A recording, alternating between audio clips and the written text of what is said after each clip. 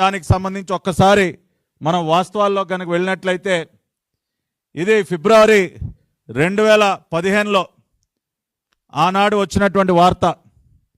ఏదైతే మరి బెంగళూరులో జరుగుతున్నటువంటి ఎయిర్ షో, ఇంటర్నేషనల్ ఎయిర్ షోలో నారా చంద్రబాబు నాయుడు గారు పాల్గొన్నటువంటి దృశ్యం, ఆ రోజున కేంద్ర పౌర విమానయాన శాఖ మంత్రిగా ఉన్నటువంటి అశోక్ గజపతిరాజు గారు, అదేవిధంగా చంద్రబాబు నాయుడు గారు, ఆనాటి కేంద్ర సహాయ మంత్రి సుజనా చౌదరి గారు, వీరందరూ కూడా ఇంటర్నేషనల్ ఎయిర్ షో బెంగళూరులో పాల్గొన్న సందర్భంలో వారు ఆ రోజున ప్రకటించారు, భోగాపురంలో ఒక అంతర్జాతీయ విమానాశ్రయ నిర్మాణానికి మేము పూనుకుంటున్నామని చెప్పి ప్రకటిస్తూ వారు మాట్లాడినటువంటి వివరాలు కూడా ఈ వార్తలో మనం చూడొచ్చు. ఇదిగోండి, భోగాపురం వద్ద